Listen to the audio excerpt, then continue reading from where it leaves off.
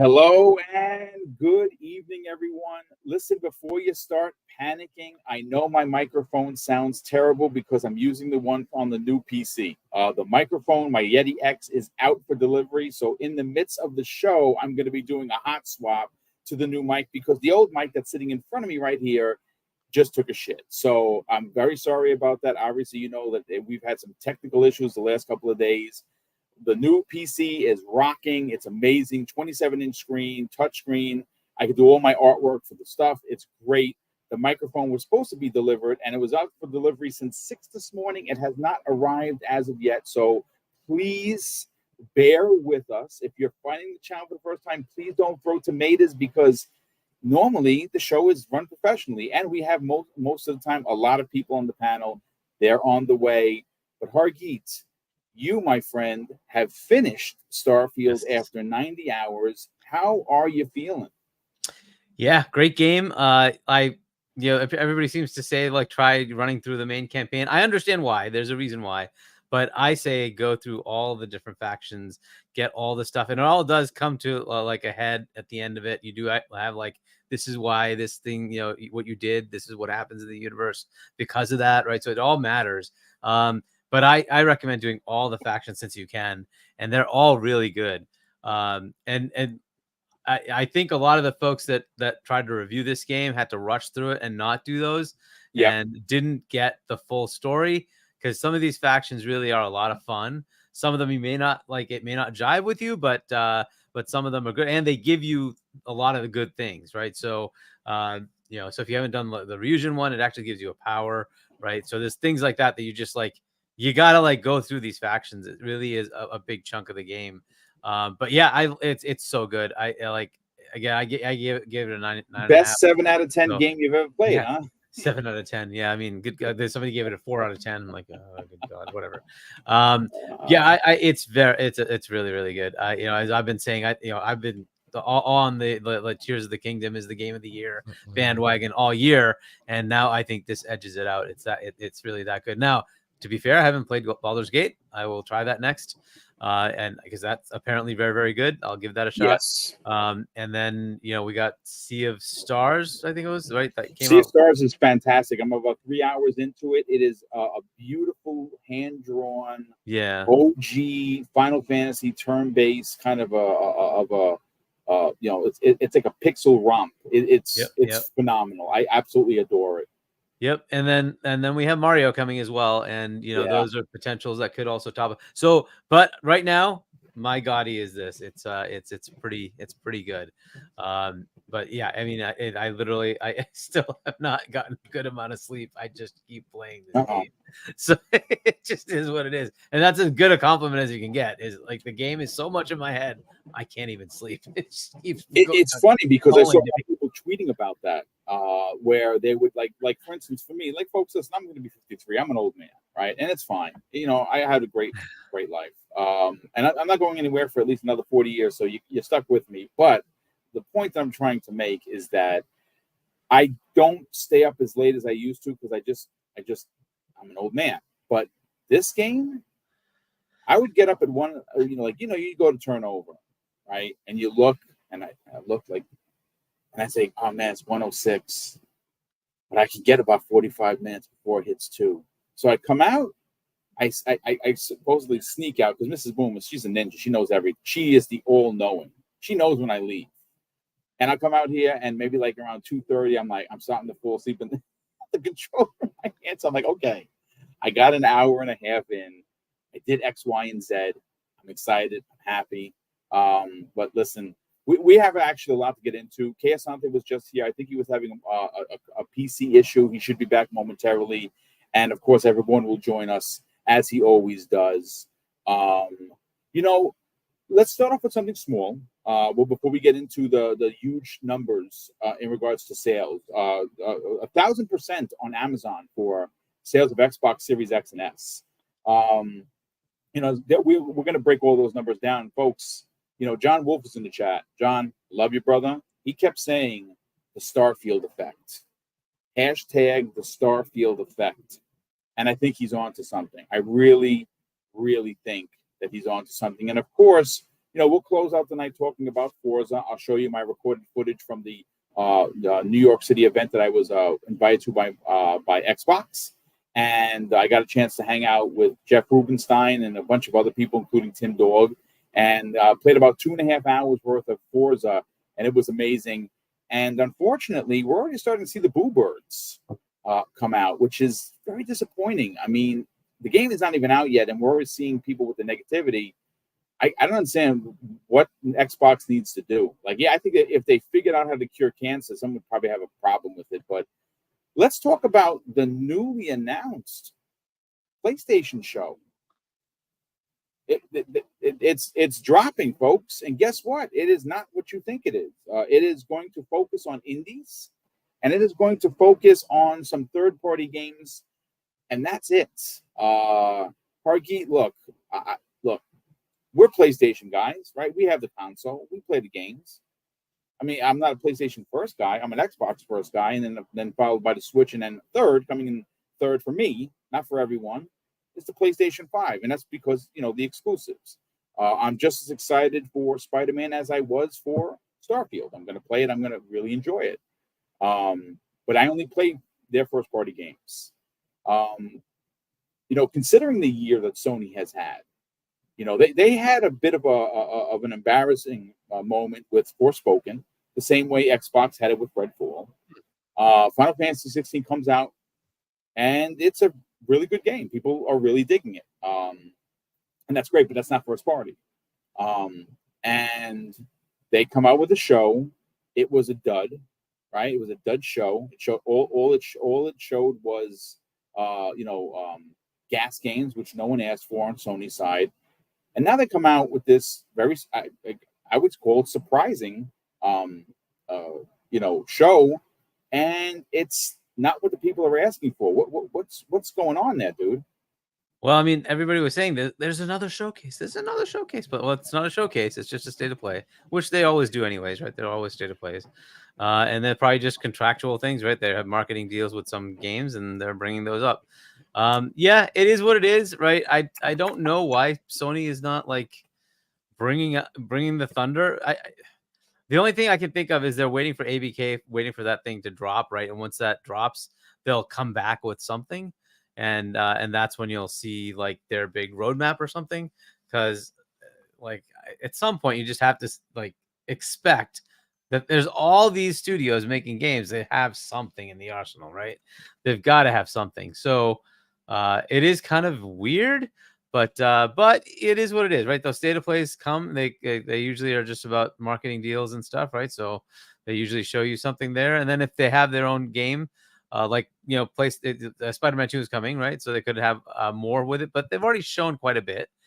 So they may have more in a different state of play later on, but that's kind of what they do, right? So, but the showcase thing, yeah, it's a little weird that their showcase was just lackluster. It was, well, I shouldn't say that. I like a lot of the games that were in there were good. It's just what we were expecting was here's the thunder, here's what makes you want to be on PS5 over everything else, right? And that just wasn't there, right? And you're like, oh, what happened? So it is what it is. We'll see where they go with it. I think I've hinted at this, is like if the enthusiasm gap starts to become a problem for them, that's when you might see some like shift of market share. But right now they're still sitting pretty. They are going to sell like 60-ish million consoles by the end of the year, or something ridiculous, right? They're well on their way to making their 100+ million console sales. They're just going full steam ahead. So I don't see that being an issue until they don't show you anything. If they keep this up, right, and like there's nothing coming next year except for like, what was it, Helldivers and maybe Conquered, which we've seen very little of those. And so maybe, yeah, that's not going to sustain you, because those are games as a service games, right? They're all multiplayer stuff, and that's not what people are expecting from PlayStation. So they have to come up with something to showcase, and we'll see what they do. It's not surprising they need to do these state of plays again. They have games that they go market, right? So they're going to have these, right? But they are kind of silent on like showcasing what's coming. And I don't expect them to make massive announcements at the Game Awards or TGS, right? The Tokyo Game Show. I don't know that they would do a lot there. Are they even going to Tokyo Game Show? I don't even know if they're. You know what? I saw the docket. listing, and I'm almost positive that they were going to be there. Now, in what form, I'm not sure. So we'll see if they bring anything there. The Game Awards, I mean, they traditionally have not been doing a lot of big announcements there, but they did put out the Kojima thing, right? I think they announced that there, right? Death Stranding 2. Yes. So you know, and Kojima has this relationship with Keighley, right? So fair enough, but I don't know. We'll see what they do, right? And that's maybe not. It's not first party, right? That's actually third party that happens to be exclusive. But you know, it is what it is. So like, I don't know if that's going to be the end all be all. It is. It's just another show. I think Nintendo has a show on the same day, and so does CDPR, right? So something else is going on, right? So it's not just them, but whatever. It's all tomorrow, right? Yeah. So there's a lot going on. Yeah, you know what? I actually have the press release in front of me, and I want to give the credit where credit is due. There were a lot of people tweeting about this, but I have the post from Shinobi 602. The State of Play was announced, premiering tomorrow, September 14th at 2 p.m. Pacific time, 5 p.m. Eastern. It is featuring, and this is temper expectations, folks, because this is what Sony is saying. Updates to previously announced games, which there hasn't been many. Indies and PlayStation VR 2 highlights, plus major upcoming titles from third-party partners. That's what you get. And they said it's going to be about 46 minutes in length. I mean, I don't think that's what the people are asking for. I know that, no one's piling on the rabbit here, but you got to ask yourself, I mean, what have they done this year? And if they've bankrupted Square Enix, they've done that. Yeah, well, Square Enix is in a bit of a pickle now. They are. They took such a loss that the $2 billion in profit that they had is gone, is wiped away.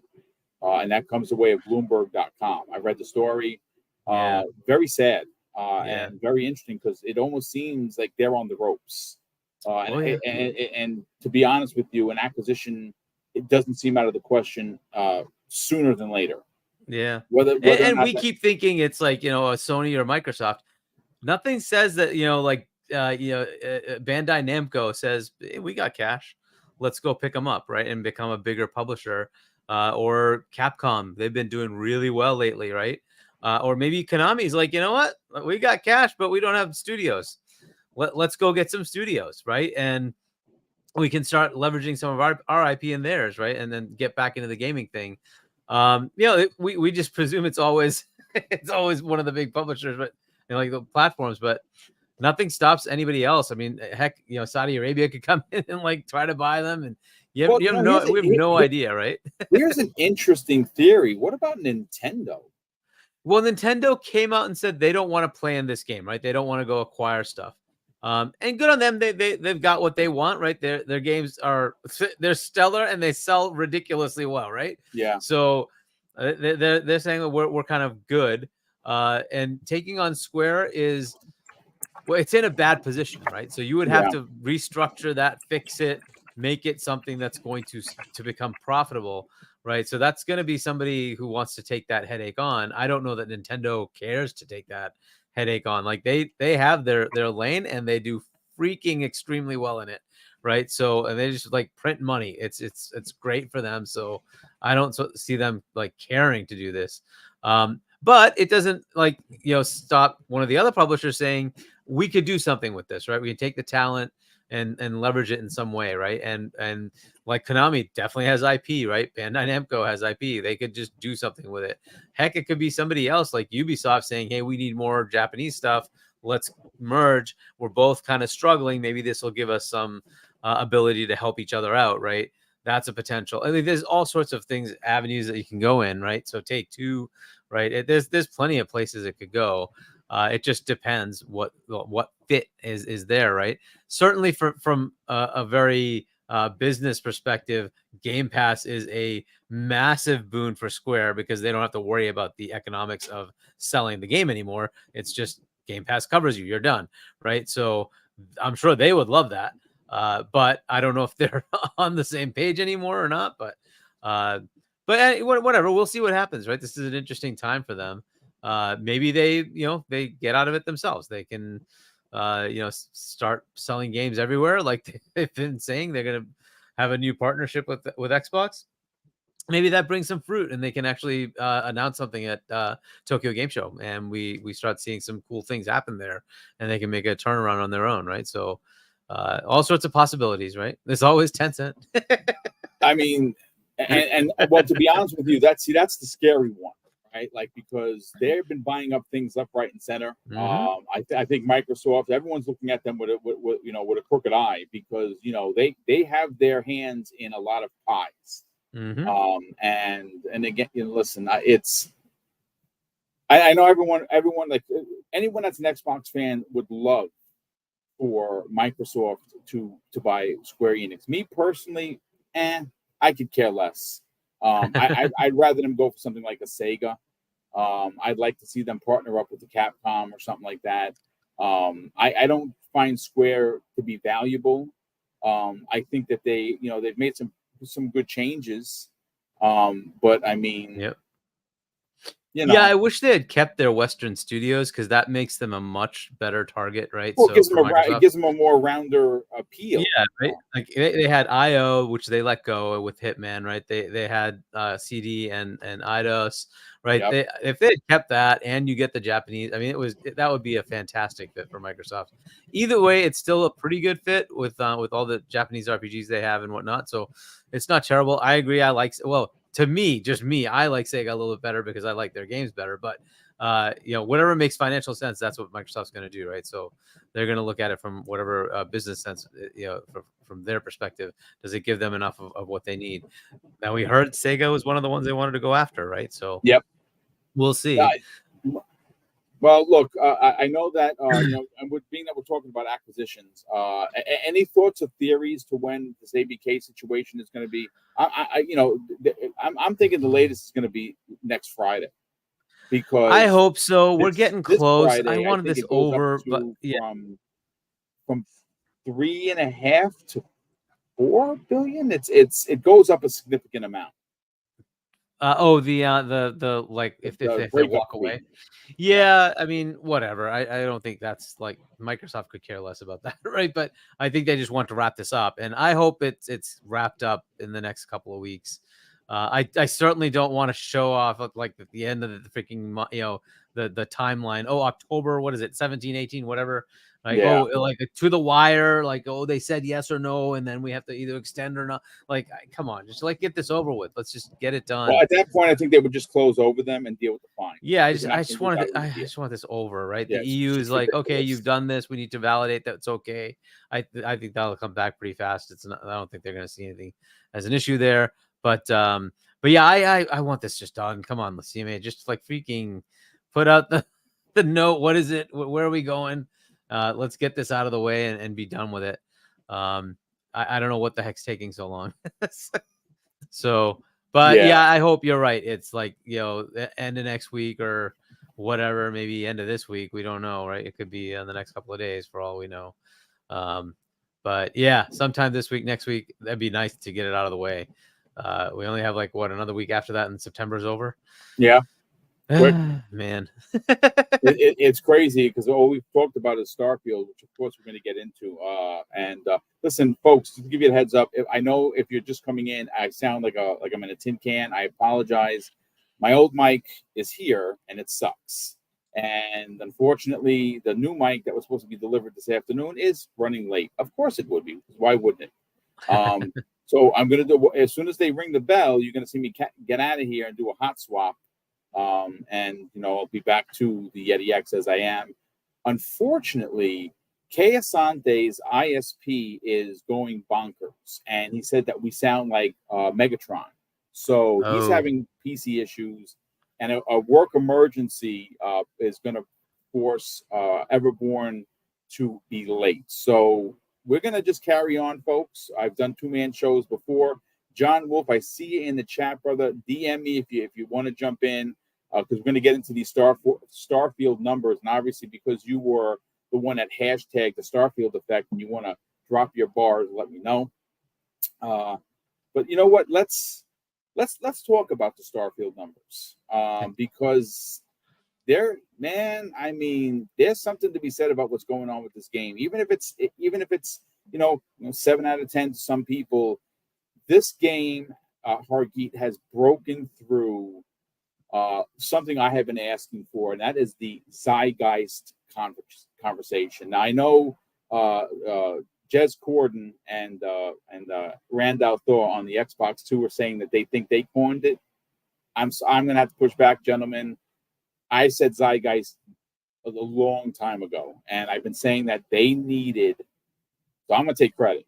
Sorry, Rand, and sorry, Jez. I love you. You're my brothers, but I was first. All jokes aside, at the end of the day, this is and has become, Hargeet, that zeitgeist title that we have all been asking for. But what's interesting, so Bethesda Game Studios put out a post 6 hours ago now. And it's a pretty big press release. I'm going to read some of it. And of course, we'll talk about these numbers because on Amazon, Xbox Series X and S are up 1,000%. It's the #1 boxed game in the UK. They're up 76% in sales for both consoles in the UK as well. This is that game. This is the zeitgeist game we've all been asking for. But this is the first part of the press release, folks. Bear with me. It says this. First, an enormous thank you to all of you who are playing Starfield and your support.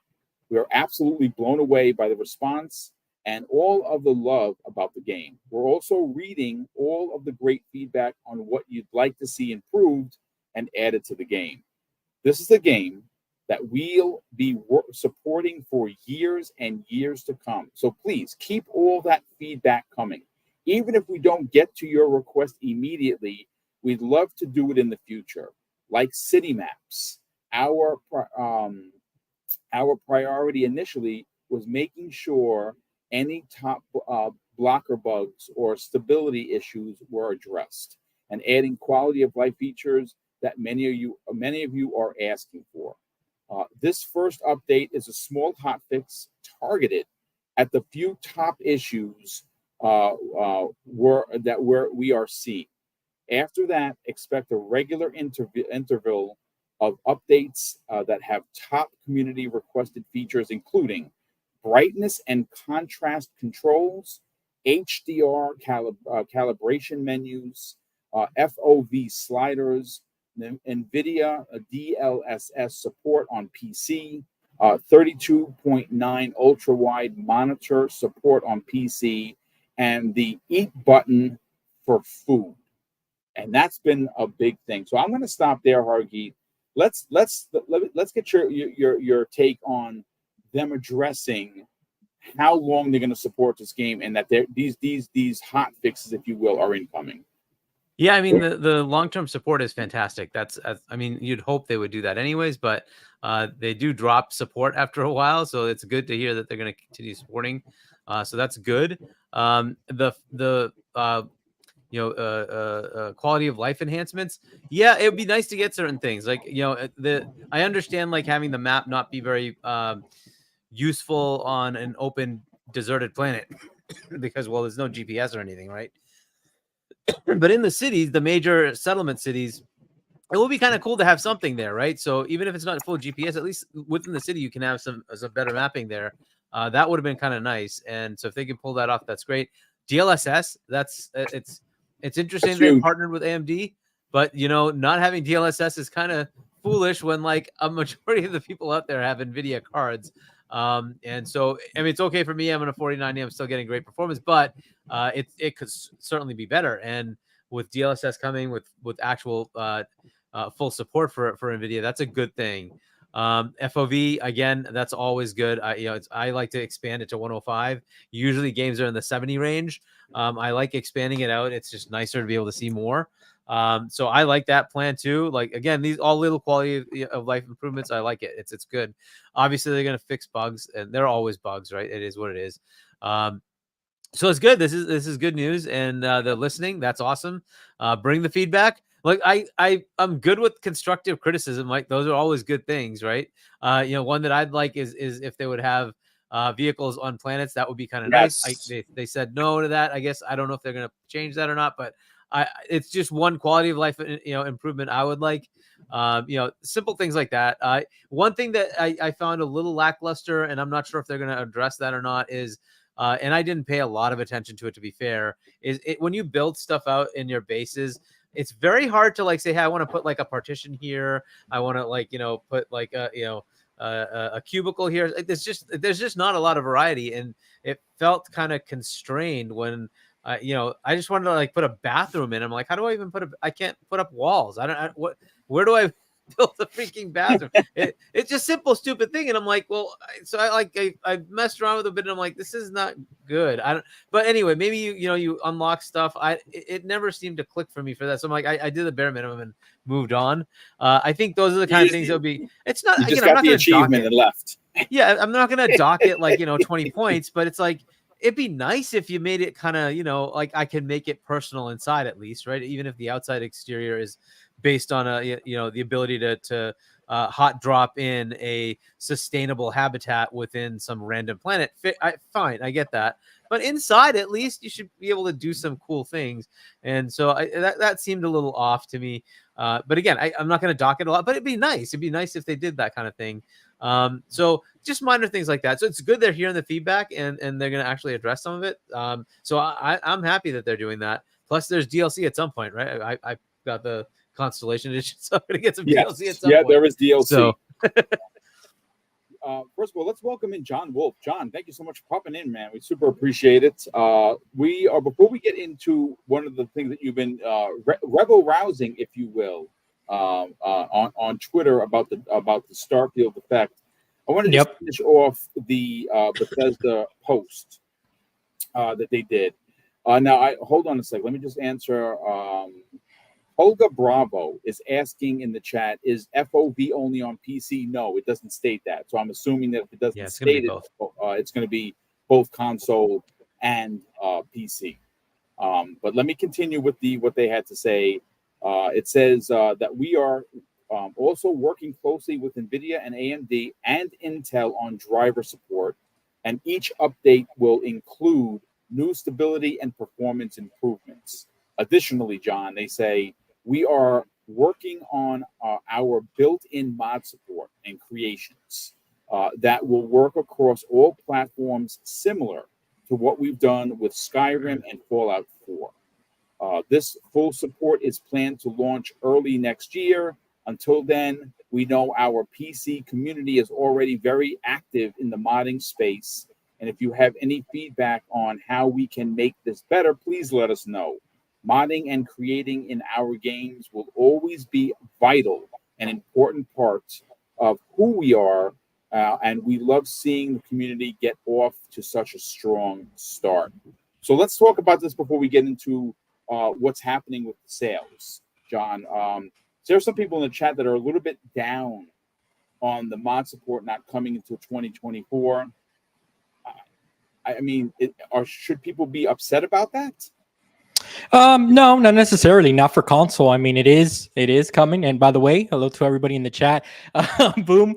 Good evening to you and Hargeet. So no, I don't think that people should be disappointed that it's going to take a little bit to get on console. That's pretty much the console way, guys. We kind of become accustomed to that. I've been messing around personally with a bunch of PC mods. I've had the DLSS mod for a couple of days now, and it works like a charm on PC. But no, I mean, if you're disappointed that it's not coming, that it's not available on day one on console, it's I don't think it's a big deal. It's coming.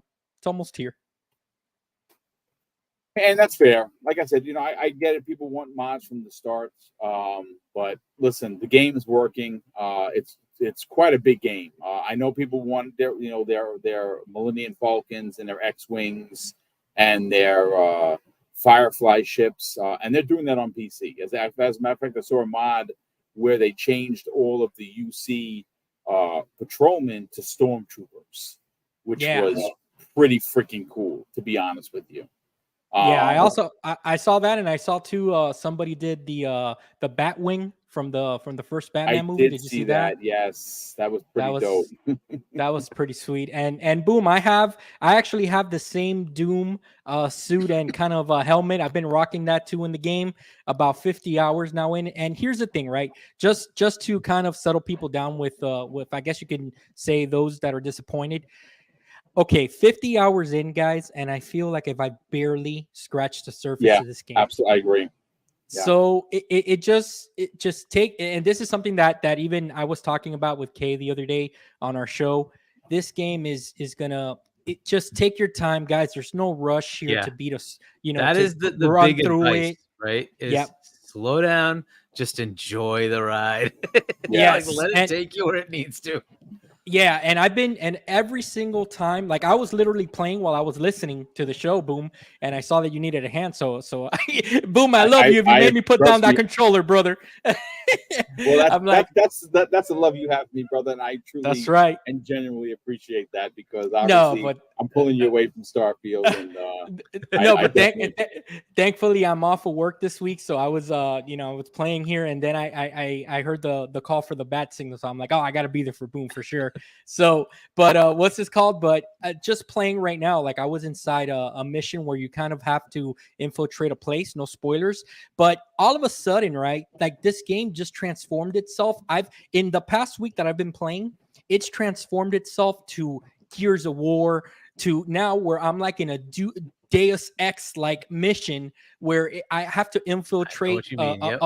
You know what I mean, right? And just the changes, dude. And I have like different suits that I like to wear, so I also feel like Agent 47 going in. Like if I have to blend with a crowd, I have like a nice looking suit. This and that. So guys, I know that the mod support's not here, but there's so much to play, so much content, so much to appreciate that honestly, by the time those mods come to console, it's going to give us a whole new reason to play on console. So, oh, dude, 1,000%. Like I said, I'm not a PC guy. Even if I had a PC, I probably wouldn't be playing on it. I'm still playing on console. I've always been a console guy, folks. But listen, John and Harky, let's talk some numbers, because this is. According to VGC, of course, this is where I pulled the story from. Now, I saw many stories. GameIndustry.biz did one. Quite a few others were out there.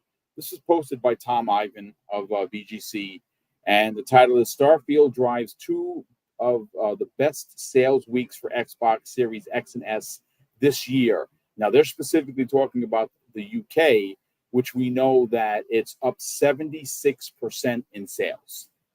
We also know for the same 2-week period, folks, and this is where you get into the mindset of, oh, it's digital. It's not the case, because Starfield is the #1 selling boxed game in the UK. We know that Phil Spencer had confirmed that between the multiple platforms, meaning Xbox, Steam, and Xbox Game Pass for PC, there were well over 1 million concurrent players.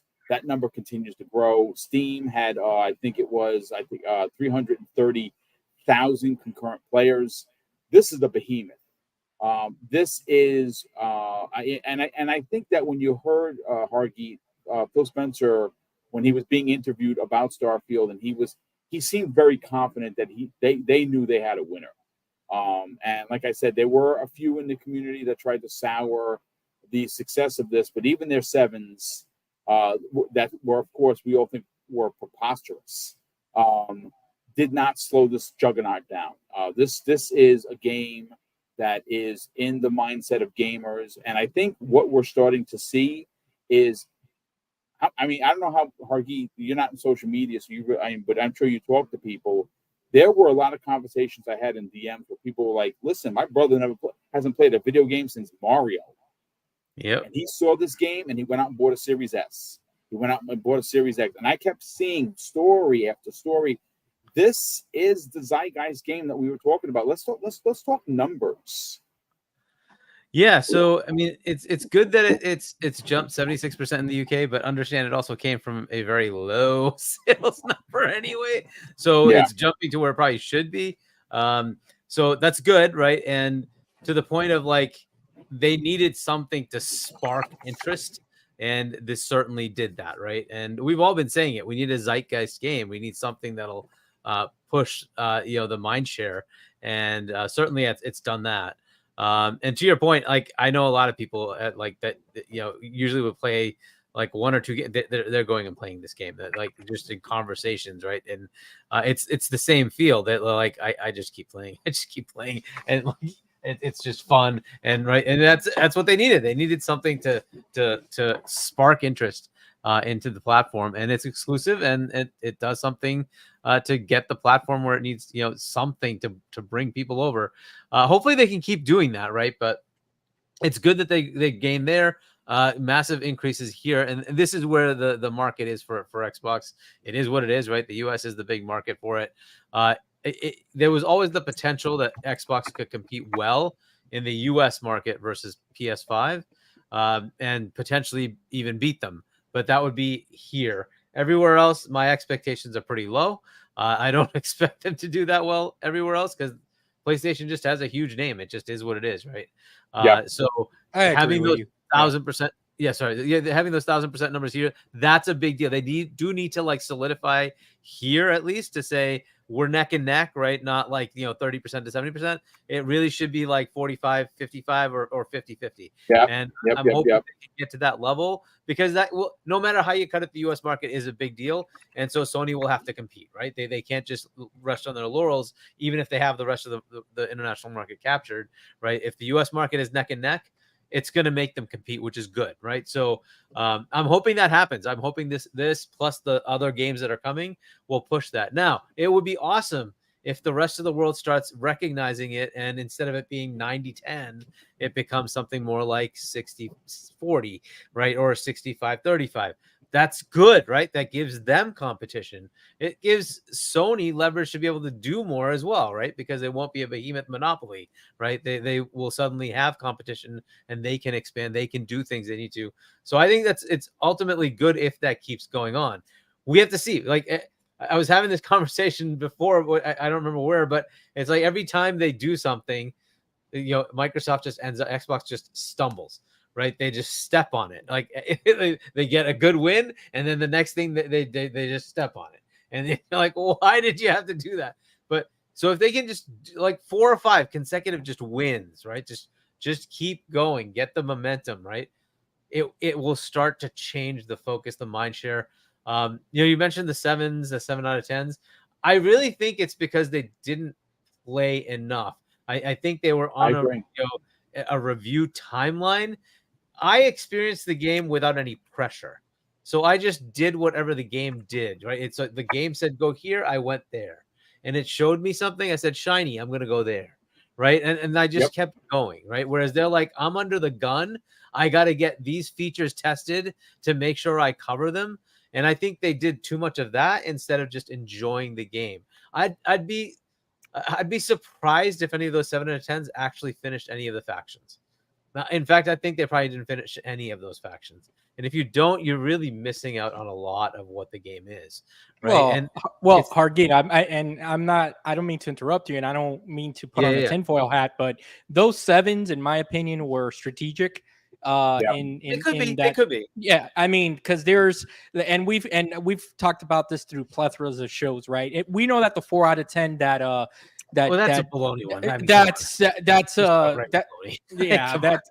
that shouldn't even count on the scale, but unfortunately it does. Being activist, like come on. Exactly. Outright telling you that I'm an activist, like okay, fine, whatever. Exactly. So the sevens, though, I will say that unfortunately, and no one's going to change my mind, and it's not because they just gave the game the 7 and they left it there. It's the continuation that came after that solidified that for me. That if I know you're not on social media, but Boom, it was nonstop, like posting. We gave this game a 7. We gave this game a 7. We gave this game a 7. I think I tweeted it over 15 times. Yikes! Like it was kind of strategic in my opinion, and it's kind of like what Boom said. Nothing that has, and I've never seen anything like this for a game. I'm going to be honest with both of you.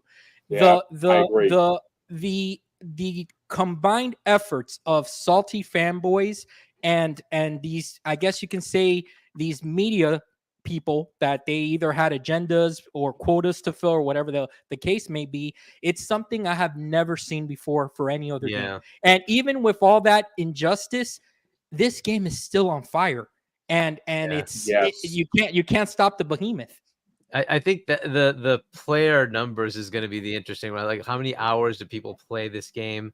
How many people give up on it, right? There's going to be a percent that give up on it. How many complete it, right? It's going to be interesting to see that after a while. Skyrim on PC, I think, had a completion rate of like 12% or something like that. So it's not very high, right? But it doesn't matter. You can see like the hours played, and most people just go do all sorts of other things in the game. They don't necessarily just complete it, right? There's so many other things you can do. So we'll see how that goes, right? If you're putting in 40, 50, 60 hours in a game, that's a success. It's got to be like you don't play that much unless there's some value to it to you, right? You're going to be that goes to the point where I think I want to just add to what you're putting down, Hargy, because it makes a lot of sense. There are some people that they use the term they're hate playing this game. And folks, I'm going to say this: look, I don't have a PhD, all right, but I do have training, and I am going to tell you that if you are hate playing anything in your life, you need to sit down on the couch with somebody. Like seriously, work out that anger. Crazy. Go to the gym, punch the bag, pretend it's somebody. Don't hit anybody in real life because you're going to go to jail. I'm just saying, get that anger out. Kickbox the wall if you want. I don't care. But if you're hate playing the game. That's crazy. But Hargy, there was another thing that was running a little rampant, died out very quickly on social media, that the frauds, I don't know what frauds they were talking about. And I think they were trying to, poke fun at Xbox players, that they're leaving their game idle. Saying, and showing how many hours that they played and only 2 achievements. Folks, Boom.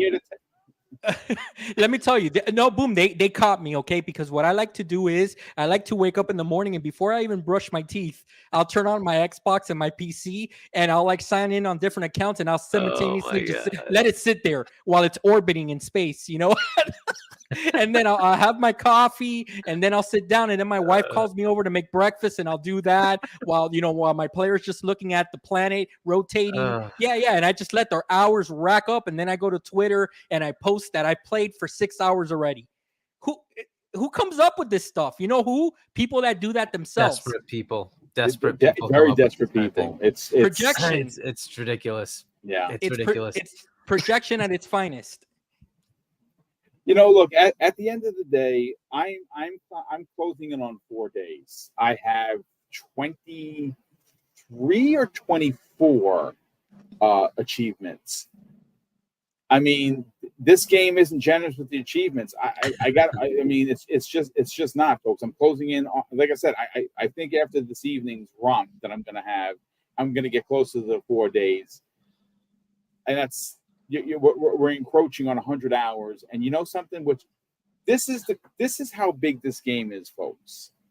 Hargy and I were talking in the green room before we went live. He's like, did you try this particular faction yet?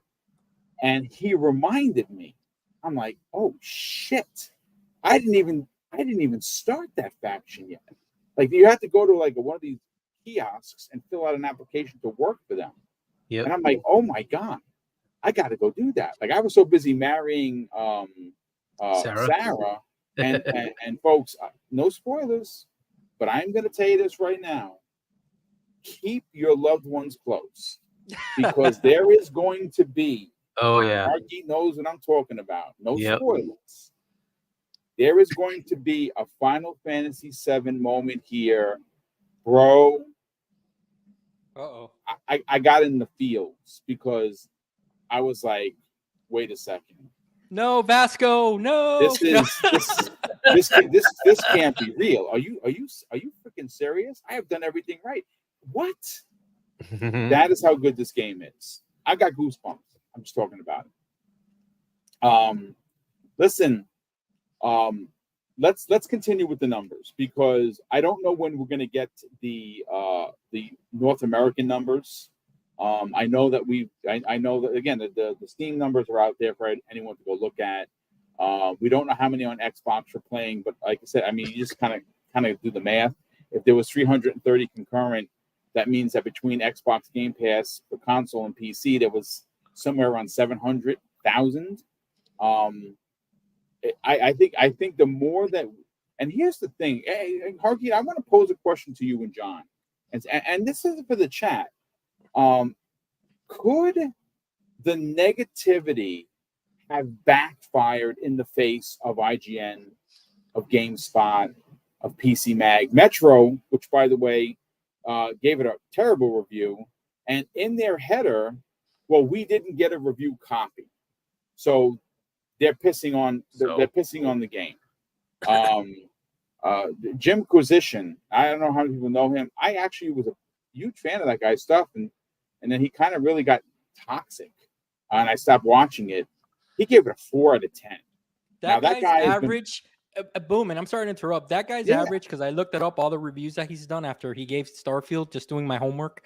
48% like rate on games. Like, why do you even like games? Do you like playing anything at all? Well, that's the thing. He used to like. He's an entertainer. That's what Jim Position is. I really dug his stuff. He was funny, man. That guy was really funny, and he got really dark and he got really toxic. Yeah. And when he went down that route, I said, "Yeah, I'm out." Just like Rich Review Tech. I used to listen to Rich all the time, and he started talking about other podcasters. I was like, "Yeah, that's the amount of subs he has. He shouldn't do that." But I stopped listening to him. So people disappoint me. I just don't listen to your stuff anymore. Yeah, when Rich from Review Tech brought out the pepperoni nipples, I was done. I tapped out on that. He's done some really wacky things. But so Harky, let's start with you. John made a great point. GameSpot, in at least 15 that I saw, we gave Starfield a 7, and they pictures there like 7 Starfield. And obviously, the IGN situation and Dan's ridiculous review. Like I read it once. I was going to read it again because that means I give him an extra click. I'm not doing it. I did read it once. Even after the emergency unlock that everyone looked very uncomfortable with, days later, everyone is talking Starfield. Everyone's putting pictures out there. I've taken more pictures of Starfield than I think any other game in the last decade. Honestly, it's ridiculous how many pictures I continue to take because there's always something around the corner that wows me, right? He was out there trying to push the hate narrative. Like, dude, we know you gave it a 7. We know we've heard you. Yeah. If you dislike the game so much, why do you continue to go back to it? And I think that honestly, Hargeet, it backfired on all of these sites. And I don't know the numbers, and maybe we'll never know the numbers, but I will tell you, I think that millions of people, potentially unsubscribed from IGN after this. Possibly. What do you think that this backfired in the face of these internet trolls with a voice? I hate to say no, because really, ultimately, this stuff, it just keeps working. Like the majority of the fan base is either Nintendo or PlayStation, not Xbox, and their fan base is very, very decidedly it's Sony, right? The majority of the people that go to IGN. So does it really make a difference to them? Probably not, right? I think most of the Sony fans would be happy that it was a 7. I don't know why, by the way. I don't get why they would want a lower rating for a game like this, but I'm sure there were plenty that were happy with that it got a lower rating.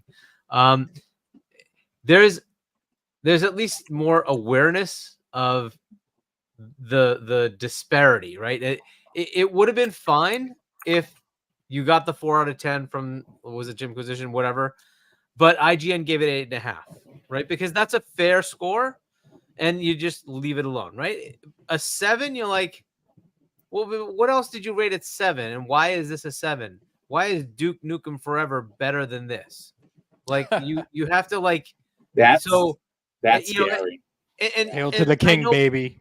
And I know people like say it's all subjective. Well, I'm sorry, there's a little problem with that theory. It's subjective. ACG is subjective, right? He just says buy it, don't buy it, or wait. And it's a very subjective thing based on his play, right? He plays the game. He's like, I say you should buy it. That's it, right? He's not comparing game X to game Y. He's just saying, my experience, I think you should buy it. I think you shouldn't buy it. That's it. It's very subjective. The second you put a number on it, it's not subjective anymore. It's quantitative. It's an actual objective number. A 7 is a 7. A 10,000 is a 10,000. A 5 is a 5. You can't say a 5 is equal to 10. It's not. It's just not, right? It's objective at that point. So now you have to say, well, what else is a 7? Why does this game rate a 7? Why did some other game rate a 9? Why did some other game rate an 8? Right? What made the difference, right? And that's the part where it becomes a problem, right? So if IG, even GameSpot I forgive, because like they always rate games low, so fine, whatever, I don't care. But IGN usually is not that bad, right? If you look at their track record for rating the Xbox games, they're actually pretty good. They're pretty fair, right? So this one, you're like, 7, really? So like if they'd done like 8.5, I've been like, okay, fine, you found a few quirks you didn't like about it, fair enough, right? And Dan actually said he was starting with an 8. That was what he was going to rate it. Then he read his review again. He's like, all the issues I've had with it, I got to say this is a 7 then, right? So he lowered it to a 7. If he had left it at 8, I think this thing wouldn't have been as big of a deal, because an 8 is a pretty good score, right? Yeah. You could say, all right, fine, he didn't give it a 9 or a 10, but 8, that's pretty damn good. I'll live with it. Fair enough, right? It's the fact that he went down to a 7, and you're like, dude, you're really comparing this to other games that really this game is way above. I just don't see how you can compare the two. But again, I think he didn't get to play it the way you should play it. I think he was under pressure. Get the review out. Don't do all the things you need to do. Because he even talked about, like, as I'm playing through it, I like it more and more, right? Because you actually get to experience the game. And then that's where I think it kind of failed on that one. The other one, I mean, GameSpot, I don't know what the heck's going on there. The same reviewer, the one that reviewed it for GameSpot, reviewed Hi-Fi Rush and gave that a 9 for IGN.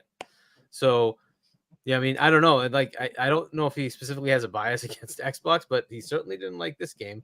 But, you know, I don't know. And then PC Gamer, well, PC Gamer's always had a problem with Xbox. I don't know what the heck's going on there, so I'll just leave it. But I think it's the IGN one is the sticking point, right? Because it's like, well, you normally are pretty good about this, right? You look at the other ratings. Deathloop's a 10, Pentiment's a 10, right? Flight Sim's a 10, right? And you're like, okay, and Forza Horizon 5 a 10, heck, game of the year for them, right? You're like, generally you're not bad. What happened here, right? Why would you rate this one a 7? I have a theory. I have a theory to your question that you're posing. Now I don't have the tweet in front of me because I didn't know you were going to pose it. Shame on me for being a bad host. He, meaning Dan of IGN, who is head of the review. He's a head of review editors. Yep, and he wanted to review this. He wanted to review this game. As a matter of fact, there was some off-the-cuff joke that he made about I'll fight anybody for this review. Whatever, it's stupid. Sure. But he had said something. I believe it was right after the purchase of Bethesda a couple of years ago.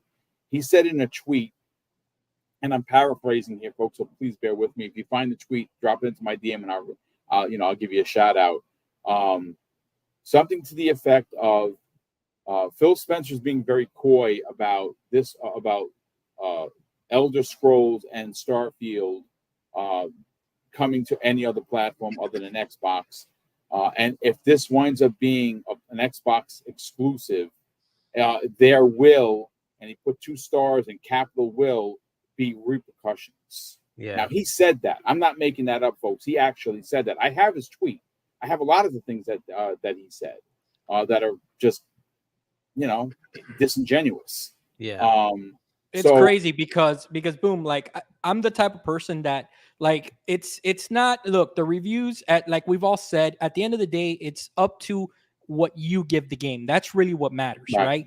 But it's the precedent here, and it's just the principle of the matter. And the thing is that even me, I have tried to play Horizon, that franchise, like 3 times in my lifetime, and I have not been able to get into it. But my integrity will never allow me to say that is not a quality 8 and over plus game. No way. Even without beating it, just what I've played of the first one and the second one, I gaming all of my life and knowing what a quality product is, that a 7, it's not that a 7 game is horrible or it's trash or anything like that, but that's like barely making it there. That's like barely saying this game barely made it over the finish line. Okay, in my opinion, at least. So the fact that Dan Stapleton and the many people that decided to rate this game so low, when you have your peers looking at you sideways and saying, "Really? You gave this game a 7?" I mean, it's not hard for, normal Joe Schmoes like us and the people in the chat to look at Dan a little side-eyed also and be like, are you playing the same game that we're playing here, Dan? And then when you take into consideration, Boom, because just like you were in law enforcement, that's what I do on a daily basis. I'm a fraud investigator. I put cases together. I'm sorry. All the red flags are there, plus all the plethora of BS that came after. The damage control that was done right before the review came out. He freaking gave away his review. He kind of let it out a little bit early. It's all, guys, the damage control is big. It was huge on this. He was stumbling over his words. He was saying he was talking about the mini map and how it didn't mark certain things or whatever. And everybody just came back and said, "You're wrong. Like, did you really even play this game?" That's the question. According to him, he said he played 70 hours. I find that hard to Where's believe. the receipt? Show the receipt, Dan. Show the receipt. That's the thing. Yeah. Unless he let his console idle for 70 hours and only played the first half. He just let it. I'm just saying that's what the kids are saying. So he was punched in. He was running errands, doing groceries, and he would just let it orbit over Earth. Oh my God. He was playing something on the PS5 while he was reviewing this. Oh, I got you. Yeah. He put the controller off to the side and said, "Listen," he plugs it in so it doesn't go off. Yeah, but again, it's 70 hours. Here you go. All jokes aside, it's just. Look, it's crazy, and look, the Xbox tax is real, 100%. That is a real thing, and folks. It's real, and it's funny, right, that we talk about the Xbox tax, because today already some Mortal Kombat reviews have come out. Okay, some early reviews have come out. I was looking at the reviews so far. Now, granted, there was already, when I saw this in the afternoon, there was already 11 reviews for PS5, I think, and 7 for Xbox. I think it was Mortal Kombat 1. It's a game that's coming out any day now, and I apologize. I'm kind of flipping out on what game it is, but I saw this afternoon. And the PlayStation 5 version was rated 3 points higher than the Xbox version already. Now, granted, yes, there are more people that have reviewed the game, about 4 or 5 more, but why? Like, why is the Xbox version always lower?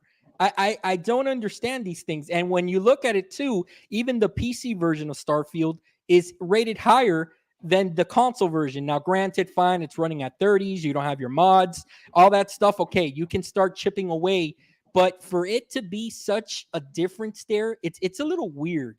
And it's hard. and it's hard. That, but there is. You know, and then there's going to be people in the community that are like, oh, all you guys are talking about is conspiracies. There's no Xbox tax. You know, don't let a few bad apples spoil, you know, the well.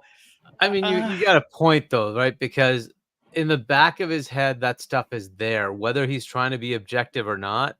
It's gonna have it is what it is, right? When you walk into a situation where you have a bias against something, you can try to be as objective as you want. There's always like a nagging thing that just pushes you in one direction over the other. If it was like 50-50, I'm gonna do an 8 or a 7, it'll veer to 7 just because of like your mindset, right?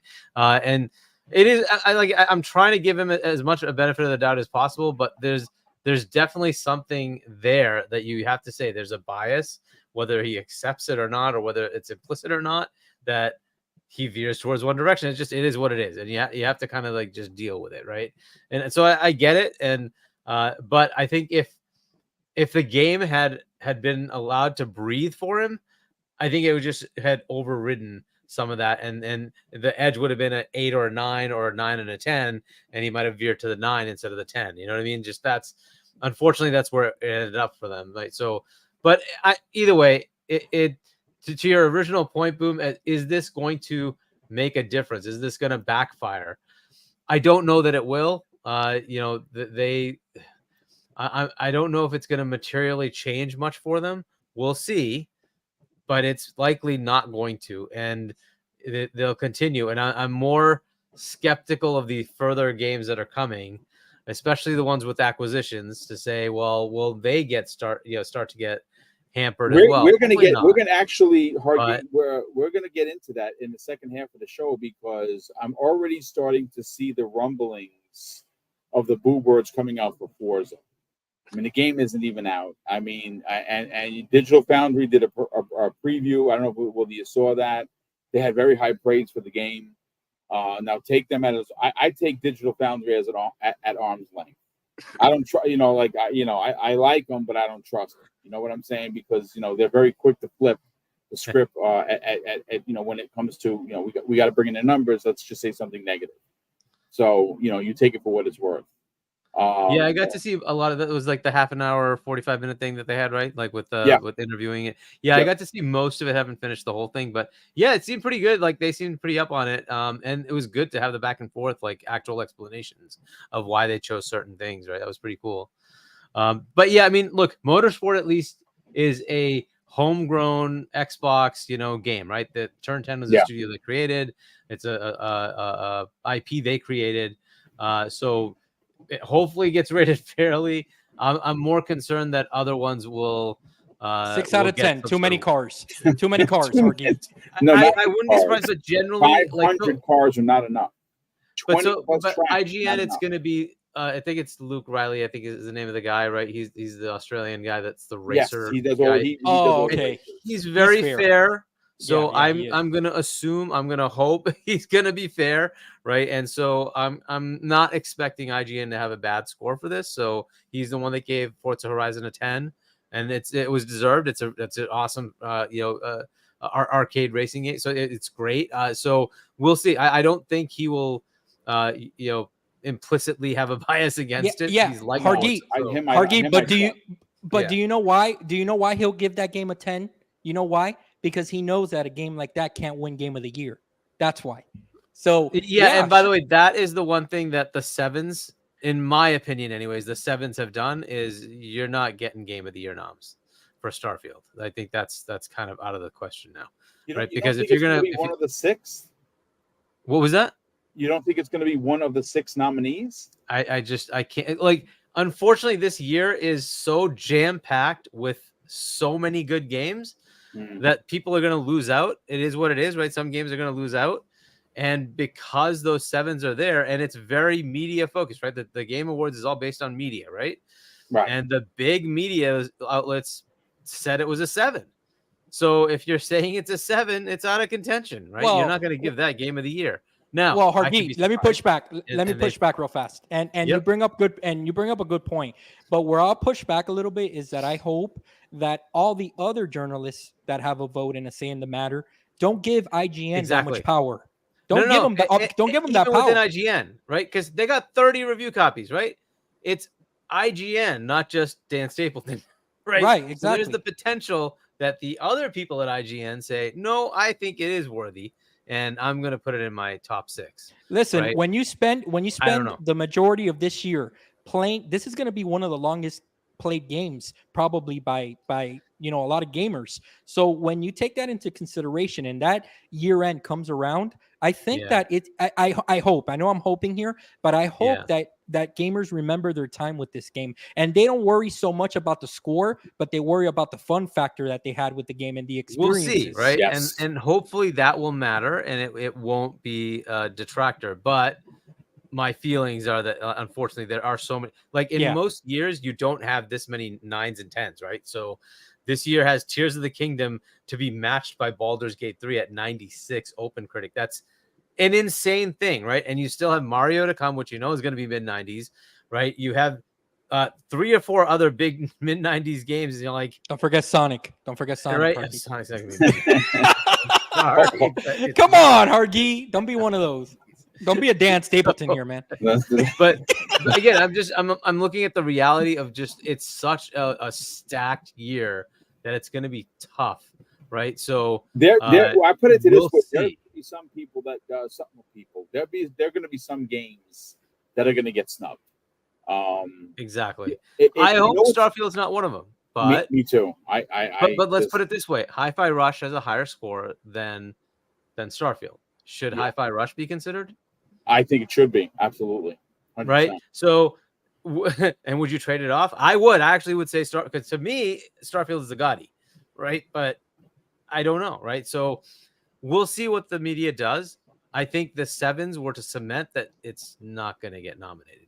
If they made a category of the best unbroken game this year, it would be Hi-Fi Rush. Yeah, that game was and first really of all, let's welcome in Sir X-Man.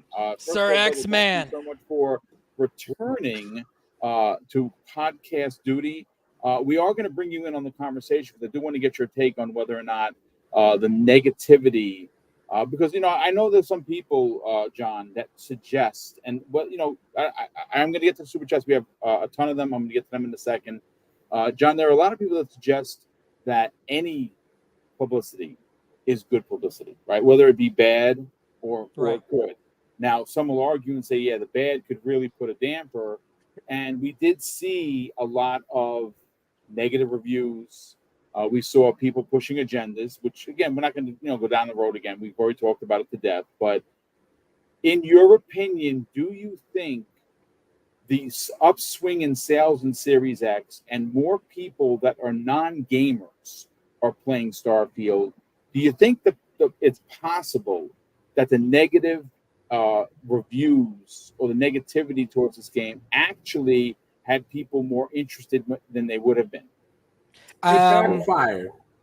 Well, I'm with you there, Sir X-Man. Totally 100%. I think it backfired. I think that what they were trying to do by diminishing the I guess you can say the mind share that this game was going to take from the industry, for them trying to diminish it, I think that they completely fell on their faces.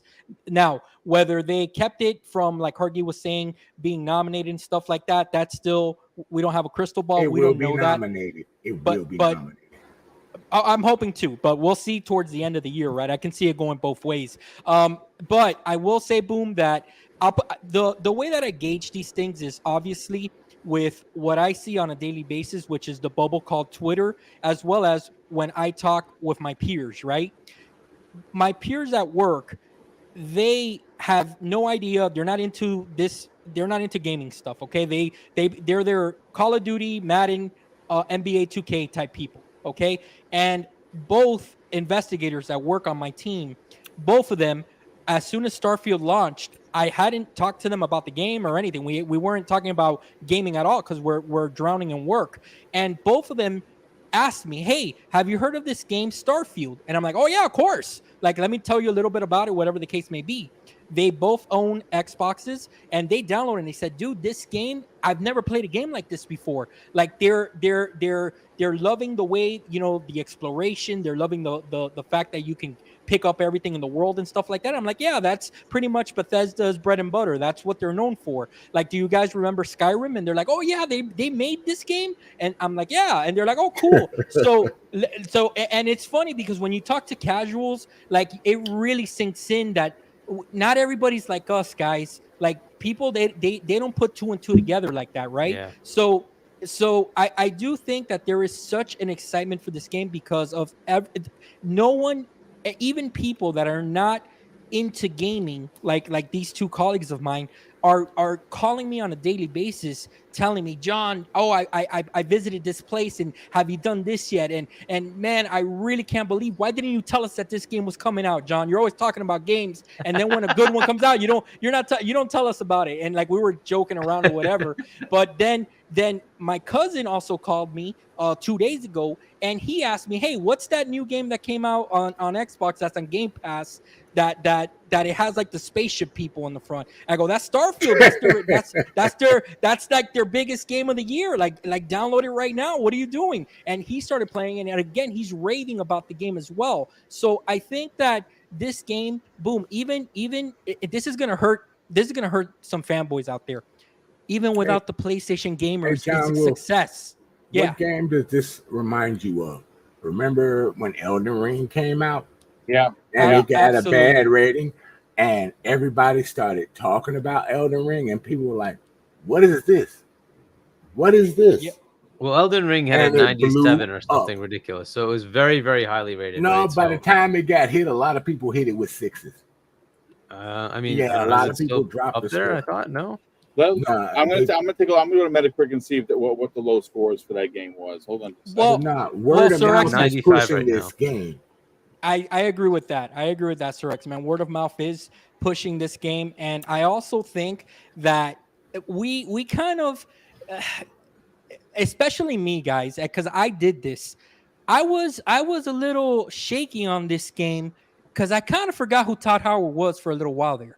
Okay, I was like, no, I'm being 100% dead honest. I was excited for the game. I was like, look, I'm sure it's going to be a solid game. It's going to be as good as, it's going to be as good as Fallout and all that good stuff. But, and I kind of forgot, guys. And you know what? Shout out to Todd Howard for delivering in spades for this game, because everyone that you talk to about Starfield is completely in love with this game and is hooked. Hooked is the word. It's as addictive as Vampire Survivors. That's how bad this game is. Yep. Yeah. And that's a word that all of the colleagues that I mentioned, that's something that they've come back and told me. They told me, John, we can't wait to get off work to go back to play. Like I've been dreaming about this game all night. I literally heard one of them say that. Yeah, me too. In my experience, I just don't sleep. I just keep playing. So he just keeps now, playing. Another game this year that did that, that I'm not sure will get nominated because of controversies as well, which was Hogwarts Legacy. Hogwarts, right? Yeah. And that was also a zeitgeist game that just everybody wanted to play. No, that's gonna get nominated because it's a mid 80s, I think, something like that. Yeah. So it's in that same range as Starfield. Now, the question is, do you skip those games that rated higher and give these games the nod? And we'll see if they do, but you're skipping some pretty good games. And that's unfortunately the way it works. This year is going to be tough. Game of the year is going to to be tough, right? So we'll just have to accept that it's going to be a tough year. No, I think Hargeet's onto something, because there are a lot of I mean, all you have to do is look Street Fighter, high 90s. Baldur's Gate, 97. The remakes are going to get looked over. Dead Space and Resident Evil 4. Star Wars game was buggy as all hell. That's why I stopped playing it. I never finished it. They just did last week update number 7. Supposedly it really has fixed the game. Even though it's broken as all hell, it's still got a high 90 meta. You know what I'm saying? When you look at Diablo 4, Diablo 4 is they got messed up now, but that game was everyone's darling when it was the first couple of months that was out. I know that they did nominate Hargeet. I don't remember what game it was that was in the mid 80s that got it. Yeah, so like It Takes Two, for instance, I think. In the 80s, but it won. It won. I think it was 84. The year didn't have a lot of 90s, right? So that's the thing. Right, 92. Like that was the year of Forza Horizon 5, if I remember right. And yes, that was the highest rated new game, right? It was a 92. But It Takes Two won. But again, it deserved it. It was really good. But again, the majority of the games nominated were in the 80s. This year, so like just consider the top 4 games that I'm going to expect. It's Tears of the Kingdom, Baldur's Gate. It's potentially, to me at least, Mario. And then come on, Hargeet. Come on, man. I mean, I love you, brother. I mean, like the last Mario came out at mid-90s, right? The last Mario Odyssey was a mid-90s. This game is going to be 95, no less. I think it's going to be low to mid-90s.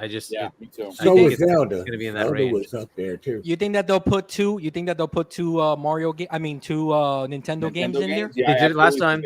Breath of the Wild and Odyssey were both nominated, and Breath of the Wild won. You're right. So I think those are kind of just there.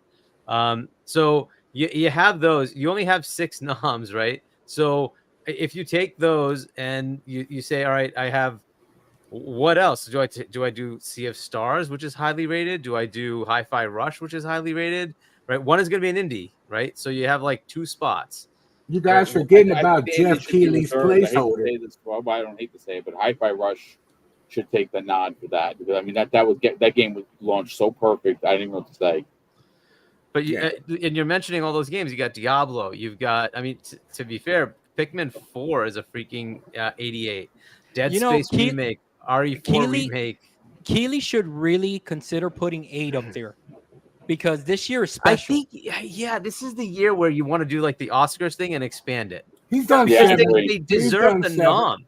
They just deserve the nom. He's done 7 before to add up Death Stranding. He did that and he pushed it back just to get it in there.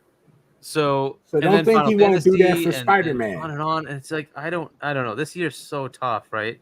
But you'd want to have like at least Hogwarts, which was definitely a zeitgeist game.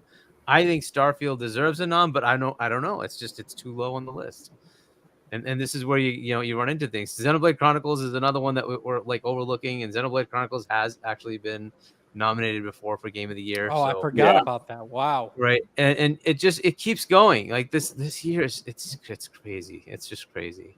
Yeah. Can you imagine Keighley comes out and he says this year there's no Game of the Year? There's too many games, guys. Yeah, obviously that's not gonna happen. Game of the Year, or are you the fan? You're the Game of the Year because you bought all these games.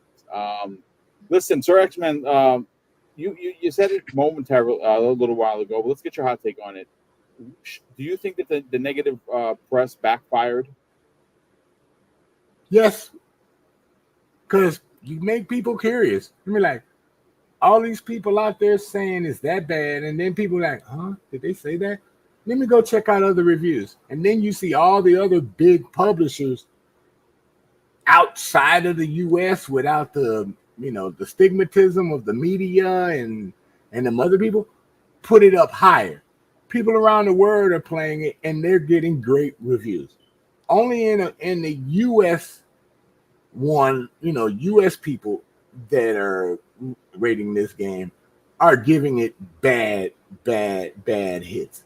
But everywhere else in the world are loving it. And you remember, a lot of your votes come from a lot of the people outside of the country in the U.S. So out of the 3 or 4 that gave it bad ratings, what's that? 5, maybe 8%. The rest of the 90-something% that gave this guy high marks are the people that are going to vote in the awards. They're the ones that's going to make the decisions on what goes in and what they feel deserves the Game of the Year. Then you filter out, the ones that don't deserve it that they put in there. You know what I'm saying? Yeah. I don't think the Star Wars should be in there, because even though it had a 9, it was buggy as heck, just like the reason Cyberpunk didn't get in. So, you fix this late before the awards, and to be fair, they've kind of fixed most of that, right? They've added a better. They just released patch 7, so they're saying that's the biggest and best patch so far. So it kind of really does fix the game. But here's the sad part: you wait until Starfield draws, to fix it. right when people are veering off from your game or buying it or playing it, the giant came into the room and it just stole some of your thunder. So now you send out a patch. Come on, there's something wrong with that picture. I'm just being honest. I love my EA. I love my Battlefield game. Don't get me wrong. And I know I'm a Battlefield person, and I know they take forever to get things right in the Battlefield. So I'm patient with Battlefield. But you wait until the Behemoth comes out. That's more addictive than anything since Elden Ring. And now you fix it. People are going to wait for it to go to Game Pass because it's EA, so it'll be in it'll be in the vault at least next year. Yeah, it'll be in the vault by next year. By that time, maybe people will get burnt out from all the games that Xbox is publishing and say, all right, let me go try this thing, and see what they fix. But Microsoft is showing you what happens when you bring out games that are not broken. Believe it or not, this game is not broken.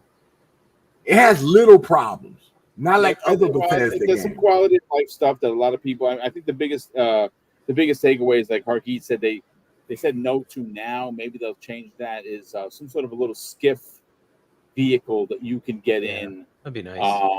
You know what? I'd like to see it kind of. I want a motorcycle. Well, I'd like to see them mimic the way that Death Stranding did it. They had that's that a good way. Hover bike thing, where you could load up stuff, which I think would be. I mean, again, No Man's Sky did it like that too. Boom. They didn't have vehicles in the beginning. You had to walk everywhere from your ship. Oh no, absolutely. But you were able to call your ship to you if you had enough fuel. So but they got vehicles now in there. They got 4-player co-op in there, which is Starfield does. I say it. If it does 4-player co-op, where you go to your friends' planets and have it hooked up one time, and then you go to your other friend's planet, the next time, universe, and check their universe out, and just go with them and be in the ship and everything. This game will blow up to the roof. I'll stop you there, brother. I'm gonna tell you this right now. Do not add any multiplayer to this game. I don't want it. No, I'm talking about after you finish everything. You still can play. It's single player. No, I think what they should do is do like a Fallout 76 kind of a situation. I'd like let some other team work on that. I don't want my chocolate mixing with the peanut butter. I just not that guy. But boom, it's not going to mess with what you like. If you want, but I think it fundamentally will change the game. You know what I'm saying? Yeah, what I'm scared about is a Redfall situation. Yeah, it's fundamentally. I think it could break the game. But I will say, X-Man, it's a fantastic idea, and you're onto something. But I think ZeniMax Online is currently working on a Starfield online multiplayer. Yeah, they've built a universe here, so they can definitely do a spin-off because the universe is calling for it. Yeah. Here's the difference between when Fallout 76 came in and this game. This game is working with Microsoft now. So now they have the ability to get the servers correct and right. Unlike before when they weren't working for Microsoft when Fallout 76 came. So this changes the whole game. Yeah, I don't want Todd working on it, though. No. Have an outside team do it right. Yeah, so Zenny Online can do it, right? They have a whole team that's dedicated to MMO type or whatever, multiplayer gas game, whatever. So many people I know are waiting for, do want multiplayer. Once they finish, their story and their adventures. But it would be nice to have the company in there as your partner instead of the AI be your partner that gets in your way when you're trying to target something all the time. It would take away from the relationship building, though, right? So I don't know. It is an interesting twist. No, the AI could be another person in your group. Go ahead. I have shot Sarah in the ass multiple times. Pause, and I don't mean in a good way. Show. I cannot go there. Not in the good way, okay? With bullets here. So the thing is I've accidentally shot her too because she said that. One thing that I would like to see that I think will work right away, honestly, is DLC right away. Master Chief armors. I'd love to see them bring some armors. Yeah, that's a great idea. First of all, okay, so maybe we have to wait to get Master Chief armor. I hear you, but for like a pre-order bonus, wouldn't it be kind of dope if there would have been a Fallout like power armor? Like, you know, if you pre-order the game, you get this power armor. That should have been a given. But you know, again, I like my Doom guy outfit. I'm not going to front. I've been rocking it since I found it. Yeah, me too. Quite powerful. I'm not changing, and I have more powerful stuff that I refuse to change into. But as I was talking about a minute ago with you, the question you asked me, the Metacritic score is still up there a little bit. But you know what bringing them down? Those user scores. Because when this game came out for the first week, the user scores were higher than the Metacritic score. And then all these people came in and started giving the user score 0, 0, 0. But that's to be expected. People just want to brought it down, dude. And I'm like, I'm sorry, Metacritic needs to get better. They really do, because they're starting to become unreliable as Digital Foundry. I'm sorry. Well, I mean, the user score is just the user score, right? It's just you know what? It's disappointing that's actually a thing.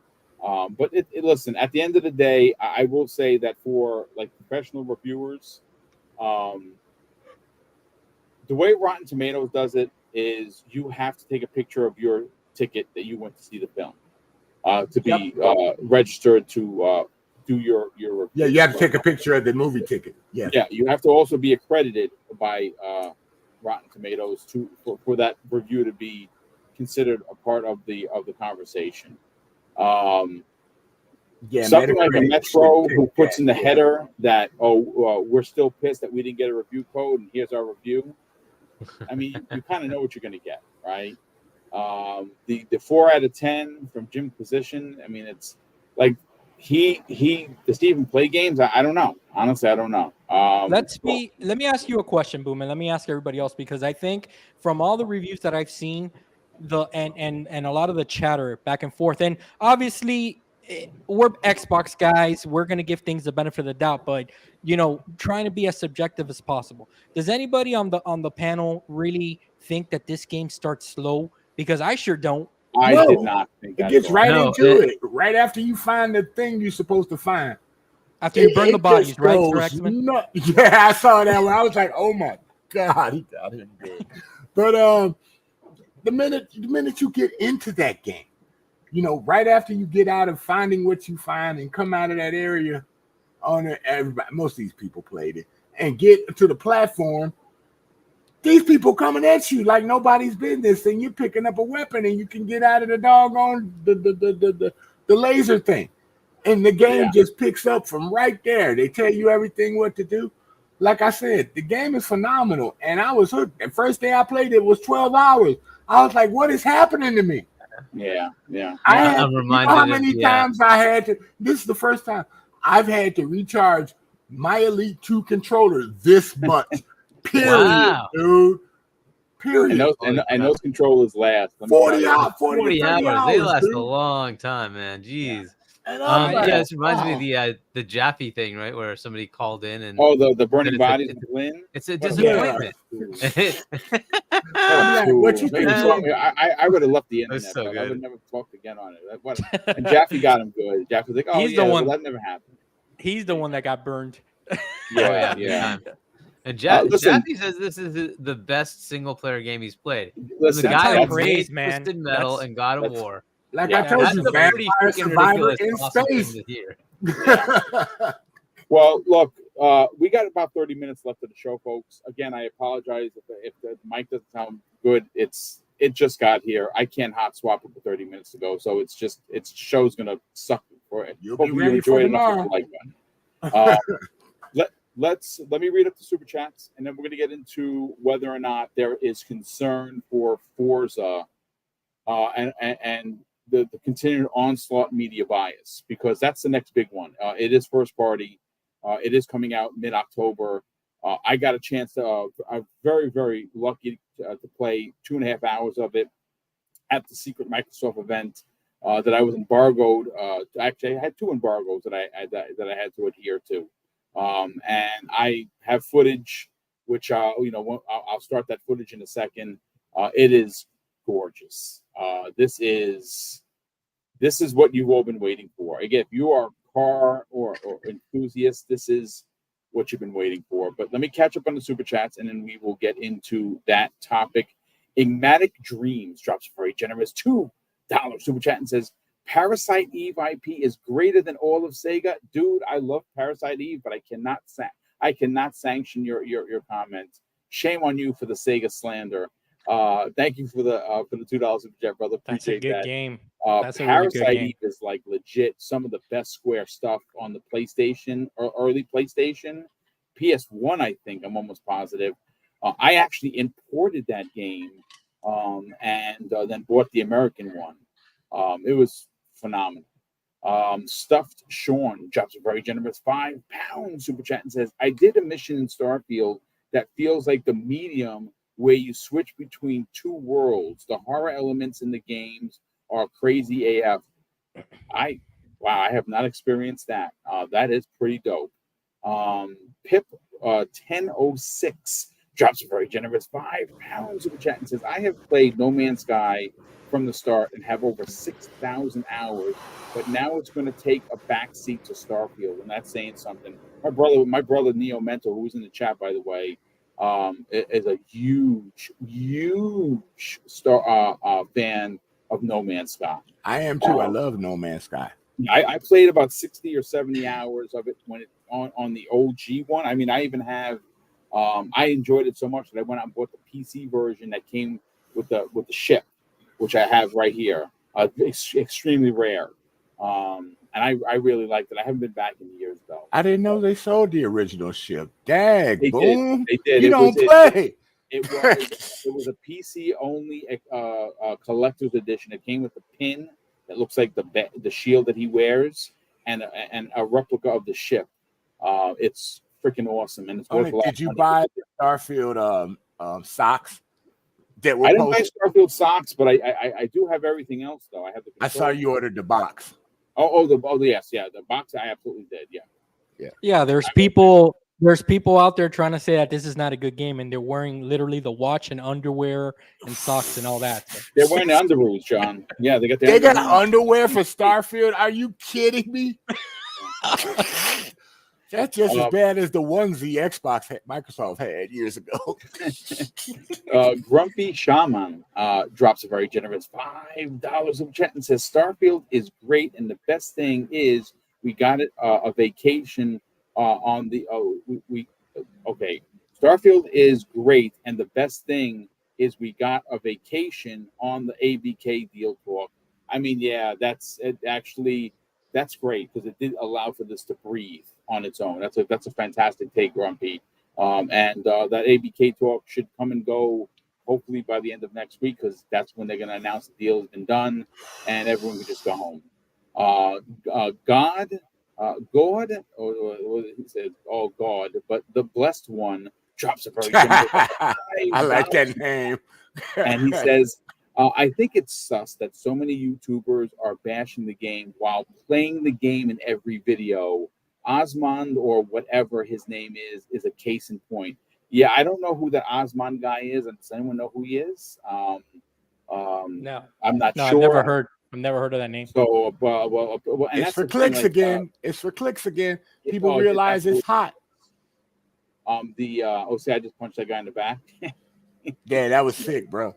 Yeah. I love it. All right, so Hargeet, I want to start here with you first. Look, the media. You talked about it before. John mentioned it. There's an Xbox tax. Now, a lot of people will push back on you and say there's no such thing. I 1,000% disagree. There is an Xbox tax. I don't care what anyone says. The media has proven me right time and time again.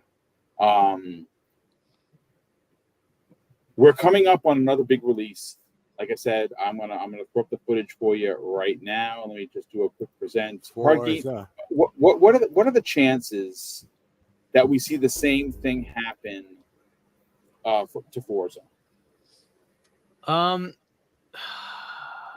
don't think IGN will, because as I said, Luke will do that one. I don't think he's gonna trash it. The others, I don't know. In general, I think people will rate it fairly. There will be the oddities. There'll be somebody who rates it a 2. There'll be somebody who rates it a 4. Those kind of things will happen, right? I think if the main big media outlets give it reasonable scores, I think it'd be fine. And again, it's Forza. It's an Xbox created and owned IP, right? So this isn't something they acquired. So hopefully it's not something that causes, a meltdown. Why are you buying stuff? It's Turn 10 doing what Turn 10 does, right? And so I'm hoping it gets a fair shake. I'm much more worried about Elder Scrolls 6. I think that one's not going to get a fair shake because again, it was bought. And don't go too far, Hargy. If Xbox closes the ABK deal in a few weeks, this Call of Duty coming up will be the lowest rated Call of Duty of all time. Yeah, I guarantee you. Yeah, it's gonna be like a 3. Well, yeah. No, I mean that's fair. I know it's gonna get that same. Yeah, this is what I'm more concerned about is like the other companies that they put out quality stuff before, but somehow because it's Xbox, it now suddenly is not, and it's like, well, that's a little sus, don't you think? So it's okay when like I think that most of the reviewers are okay with like a Double Fine. They're not going to go after Tim Schafer. Like it's a small little indie studio that is starting to get some more funding. That's cool. Obsidian again was just struggling. But when it's go pay $7 billion for Bethesda, they certainly got annoyed, right? You can just tell. Like you said, Dan Stapleton actually had a comment about that, which is, that's an interesting thing to do, right? But anyway, but so I'm more worried about that. I think Forza will hopefully not get that treatment. Will it rate like really well? I don't know. I don't expect mid-90s or something, but it'll hopefully be in the mid to high 80s, maybe low 90s, right? That's probably realistic. I think you aren't allowed to talk about ratings, right? Because you're under NDA. So I think you're going to have to abstain from talking about ratings. But my guess is it's going to be somewhere in there. And again, I'm hoping it does not get any negative, rating because it's just Xbox. Because this is something like Microsoft literally created, right? And that's as fair as it gets, right? There's not much more you can say. They built the studio, built the IP from the ground up, right? So it hopefully does not get any negative, your Xbox and you bought this crap. So I'm hoping it gets fair ratings, and generally Forza games have gotten pretty fair ratings. So I'm hoping it won't. I'm again much more concerned about the other games. The ones where they acquired studios, especially publishers, like you're saying, Call of Duty. Yeah, I expect a good 10-point loss just because it's going to be, assuming it goes through, it'll be owned by Xbox. It's unfortunate, but it is what it is. I think that's going to happen.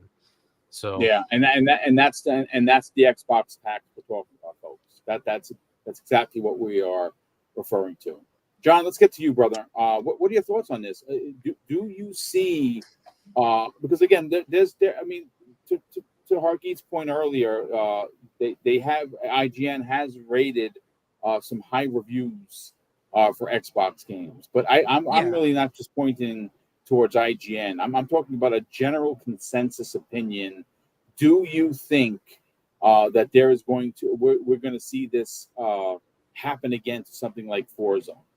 No, I agree with Hargy 100% because this game falls under that Ken Kutaragi Bible of how game development and publishing is supposed to go. That Xbox is supposed to create the IP, they're not supposed to buy the IP. That kind of line of thinking. So no, I think that the game is going to be rated fairly across the board, with the exception, like Hargeet said, of a few that just want to knock down the game as much as possible and are going to be calling out things like, my player, there weren't enough helmets in the game for my player. The steering wheel, it had a little piece of a cotton, hanging there or something weird like that. The game didn't let me hang up any dice, on the rearview mirror. Just the wrong game weird for that. Yeah, just weird takes like that. Of course, we're always going to see that, but no, I'm with Hargi, arm in arm here. I think that this game's going to get rated fairly. Now, I did hear you, Hargi, and on Dealer's show yesterday. Dealer was very up on the revamping of the game. The fact that they basically built this game from the ground up. This is by all accounts a real next generation racing game. This is not a Gran Turismo situation where that game in reality was a PS4 game and then they ported it over to the PS5. And so I think that when it comes to the purist in the community, I think that that's what this game is striving for, to kind of please that audience. And I think that they're going to get their money's worth.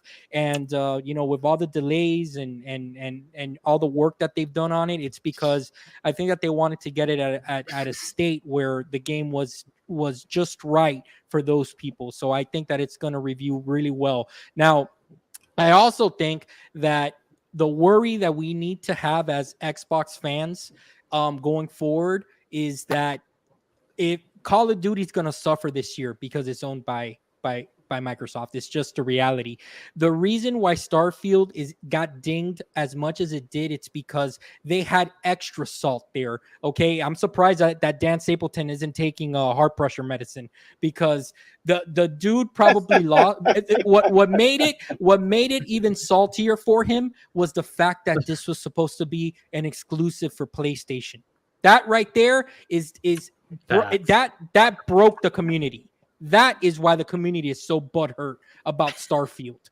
Okay, so obviously, there's something to that. Yeah, that's really when you peel the onion, when you peel it back, that's the main reason. And Hargeet's got a little. He's got a little. Doing there. The pony eating the salt. I can't believe it. Looking on that salt. Oh my God! I just looked. Oh Jesus, Hargeet. Looking on that salt cube. Okay. Oh wow! Don't forget your water. Don't forget your water. So honestly, Elder Scrolls, absolutely. If it is exclusive, it's gonna pay any Doom in the future, unfortunately, and any legacy title that should have been multi-platform is gonna definitely pay 100% the Xbox tax. But no, not Forza. I don't think Forza is. Okay, that's fair. That's fair. Sir, let's get your take on this. Right. Obviously, you can see again, just for complete transparency here, this was captured using an Xbox Series X. It was captured in 4. It does run in 4K 60 on the X. What you're seeing in front of you is, because obviously I had to scale it down for the show because the software that I use is only 1080p, so it's 1920 by 1080p, and this game still looks gorgeous. Is that you driving? Because you're actually taking the race pretty good there, buddy. Yeah, no. I mean, I know people accuse me of being very, very aggressive, but no, that's actually me racing. This is what Microsoft sent me home with. I asked to record some footage. They gave me 36 minutes of it on the capture box, and the other 2 hours was just on one of the other stations, just hanging out and driving there. Do you expect Forza Motorsport to be reviewed fairly? Do you think that the Xbox tax is going to come into play, or are you in agreement with Hargeet and John Wolf? I think it'll get reviewed pretty good, because you got to think about this. This is also on PC, and a lot of your hardcore racers with review abilities, out there, are going to rate this game, the way it should be. And because it's on PC, you got PC racers that are big in the industry. The PC racers are going to look at the PC reviewers and what they put out there. And, Digital Foundry is going to compare it on PC and Xbox. So when Digital Foundry word of mouth comes out about how they're impressed with this game and how the graphic performance is, because remember, this is unlocked frame per second on PC. I'll be able to run this game at 120 frames a second. And that's gonna join the overall review scores. So it'll counterbalance any negative situation. Now, here's the aftermath, because this is going to be on console and PC. Don't freak out. They've been talking about it for a while, putting GT7 on PC also. But Forza's going to do it before you will. Yeah. So you will have a bigger base that's been wanting it to play on PC. And they got their own VR things to play this game, because GT7 has the ability for VR. Yes, it does. And I could see maybe in a few months they announce VR for the PC for Forza 7, Forza 8. Do you know how big that is? I hope they do that. To be? And that would be kind of dope if they did that, but a lot of Xbox gamers would be like, "Oh, well, what about us?" So I don't know. It's interesting. Well, I mean, at least on PC, they should just let it go, right? Just let it be VR, because they don't have to worry about the hardware there. So, right, and people already have people that play sim races that use VR already have it, And this game, unlike Starfield, which I like playing Starfield, I can't put it down. I play on 3 screens. I really wish they would set, just getting back to Starfield, set it up where I could run at 5960 on, for all 3 screens, like most games do, And I had, like I told Boom on Monday, I had some work to do for Forza to get it to expand to all 3 screens, because they only running at 30 something, 30, what is it? 3600 by 1080, so I hope they make that adjustment in the new one. And the cool part is you can use any kind of wheel on PC you want that's not Xbox locked, which is awesome for us, because a lot of us got multiple things. Like me, I got a Fanatic Club Sport 2, I got a Thrustmaster wheel, and I got a Fanatic shifter. So it'll be set for that. So that's going to bring the score up higher, because you're going to have the ability to do this.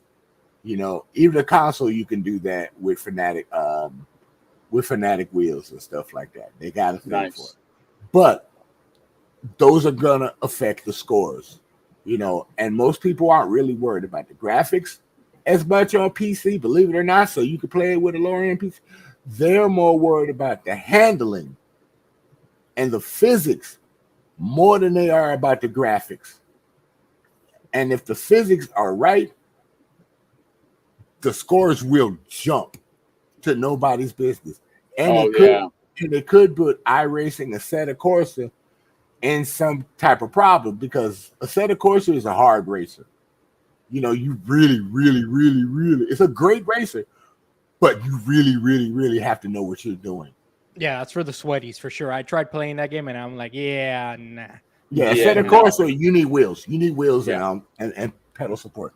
But even if you play on PC, you can still use a controller to play the game. So there's the advantage. It's set up for both wheel and controller. So this will be part of the scoring that a lot of people aren't gonna like. And then like I said, what's coming? Why ain't Gran Turismo on PC? Oh, they'll bring it to PC, but will you have your save from your console? Nope. No, they will not. There's no cross-play, which is ridiculous. But listen, real quick, Abdel114 dropped the Mortal Kombat 1 Premium Edition code for Europe and the UK. Brother, that is incredibly generous of you. Thank you so much for doing that. If you did win that, please, by all means, give. That is awesome. Thanks. You're a bad man, bro. You're a bad man. Abdel, drop a US one in my DM there, sir.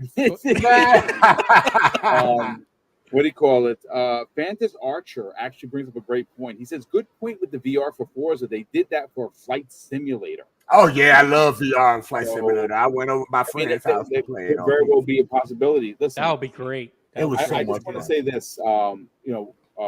Thank you so much for. We had almost 600 people here, which is freaking amazing. Thank you for bearing with me with the audio situation. Literally, the microphone is right there. It just got here. So obviously, I'll be back up and running at full power tomorrow. But let's get everyone out of here. We'll start first with Hargeet Chani. Obviously, Gaz and Ace have been making the rounds with their show on Saturday, as they do. Great bunch of guys. You represent Game On Daily as well. You are there. I don't know when we're going to get another Source video, but I would imagine. I mean, to be fair, and they've made his work easy. He has been on a tear on social media, and of course, I'm talking about Gaz, and he doesn't shy away from it because, well, that's just Gaz, and we love him for it. I watched his new video like that was funny as heck. Like 5 times over. It was so great. He let him have it, dude. He let these people no one more animated than Gaz, and listen, he has fun with it. The last go live we had Fratanga and Oh No It's Alex with Colt again. Yes, I saw that as well. And yeah, you guys did what you guys do, and I love it. The brand of Game On Daily, brother. Tell people what it's about and where people could tune in. Yeah, so and Gaz is actually trying to move some of the more fun stuff to his own channel and be more professional on the Game On Daily side. But so you'll see more of the sauce stuff on Septic Sauce, which is his channel. So check that out, and of course GameOnDaily.com and YouTube.com/GameOnDaily. And of course check out RDX, which is Tuesdays 8 p.m. Eastern on Dealer Gaming's channel. And then, of course, every Wednesday here, Primetime Gaming, 7 o'clock Eastern, US.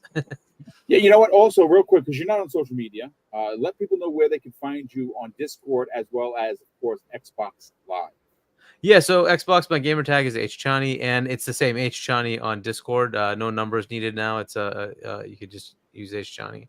So nice. I'm on Discord if you want to reach out over there. Somebody said you were still on MySpace, man. MySpace. I don't think I ever had MySpace. I don't think he ever had that. I don't think I ever had that. I had Facebook for a little bit, but then people expected me to actually pay attention to it. Yeah, and I'm like, I'm good. I'm done. I closed that account. Good for you. Good on you, man. Spartan 661 drops a very generous $2 super chat and says, change the narrative from ponies to donkeys. That is hilarious. John Wolf, sell the brand, brother. Talk about your YouTube channel, where people can reach out to you on social media, and more importantly, the show where you are co-host with Kay Asante on Monday evenings, where the PCMR converge for all the latest hotness when it comes to PC gaming. Yeah, it was a pleasure being here tonight. Thank you so much, John. On Prime Time Gaming with Hargeet. Hargeet always spitting the bars, man. And Sir X, man, it's been a while, man. It's nice to always podcast with you. And yeah, guys, me and Kay Asante, we have a show every Monday at 7 p.m. Eastern time, where, like Boom said, it's more a PC focused show, but like it's a conversational podcast where, I'll think of things that I want to ask Kay Asante throughout the week, just of my journey through PC gaming, and we go, we go into it, just his feedback on and his thoughts on certain topics and stuff like that. This past week, we actually had C Money as a special guest with us, nice. And we were talking Starfield, we were talking the next Switch, how Nvidia's working with Nintendo and stuff like that. So it was a very, very good, enjoyable podcast. Come by, guys, and say hello. We always welcome, everybody, and of course any questions that you guys may have. And thank you so much, Boom, again, for having me on the show, and I hope you guys enjoy the rest of your week. And as soon as we're done here, I know everybody's going to get back to Starfield. So absolutely. Well, John, thank you so much for popping in when the facts going up. We definitely appreciate you hanging out with us and giving us your hot take. And last but not least, making his second debut this week, Sir X-Man, brother, thank you so much for popping in and giving us your hot takes. Where could people reach out to you on social media, and when are you going to make your own YouTube channel? That's what I want. God dang it, you're not the only one. People in my real life are starting to say that now. I'm telling you, man. People had to push me to do this. That's going to take a little time. Like I said, I'm going through some things I need to work out in my life. All right. We'll get you there. So, yeah. But, oh, my God.